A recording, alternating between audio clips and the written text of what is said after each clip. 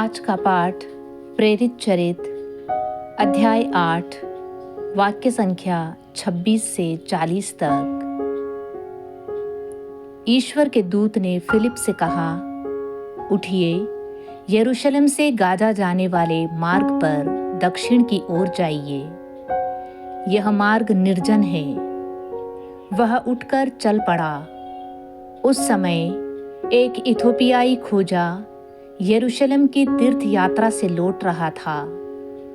वह इथोपिया की महारानी कंदाके का उच्चाधिकारी तथा प्रधान कोषाध्यक्ष था।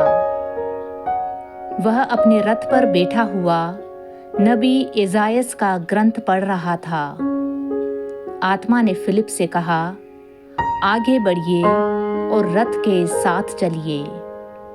फिलिप दौड़कर उसके पास पहुंचा और उसे नबी एसायास का ग्रंथ पढ़ते सुनकर पूछा, आप जो पढ़ रहे हैं, क्या उसे समझते हैं?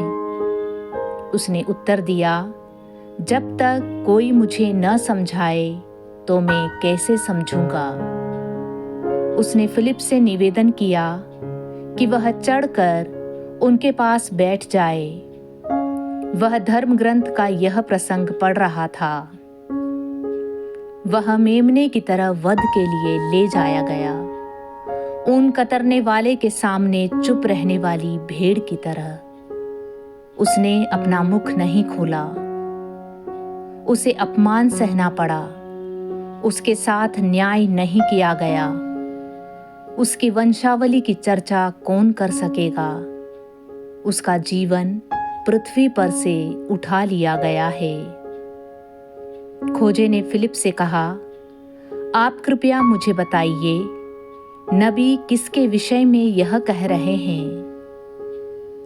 अपने विषय में या किसी दूसरे के विषय में? तब फिलिप ने धर्मग्रंथ के इस प्रसंग को आधार बनाकर उसे ईसा का सुसमाचार सुनाया। यात्रा करते करते वे एक जलाशय के पास पहुंचे। खोजे ने कहा, यहाँ पानी है, मेरे बपतिस्मे में क्या बाधा है? उसने रथ रोकने का आदेश दिया। तब फिलिप और खोजा दोनों जल में उतरे और फिलिप ने उसे बपतिस्मा दिया। जब वे जल से बाहर आए तो ईश्वर का आत्मा फिलिप को उठा ले गया। खोजे ने उसे फिर नहीं देखा। फिर भी वह आनंद के साथ अपने रास्ते चल पड़ा। फिलिप अपने को आजोतस में पाया और वह कैसरिया पहुंचने तक सब नगरों में सुसमाचार का प्रचार करता रहा। आज का सुसमाचार संत योहन अध्याय 6 वाक्य संख्या 44 से 51 तक। कोई मेरे पास तब तक नहीं आ सकता जब तक कि पिता जिसने मुझे भेजा है उसे आकर्षित नहीं करता। मैं उसे अंतिम दिन पुनर्जीवित कर दूंगा। नबियों ने लिखा है, वे सब के सब ईश्वर से शिक्षा पाएंगे। जो ईश्वर की शिक्षा सुनता और ग्रहण करता है, वह मेरे पास आता है।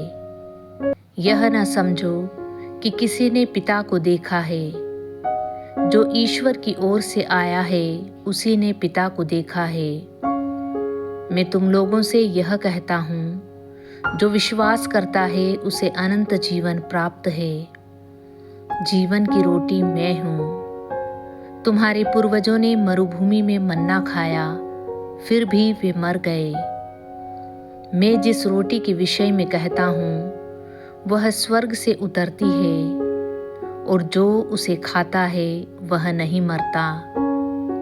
स्वर्ग से उतरी हुई वह जीवंत रोटी मैं हूँ। यदि कोई वह रोटी खाएगा तो वह सदा जीवित रहेगा।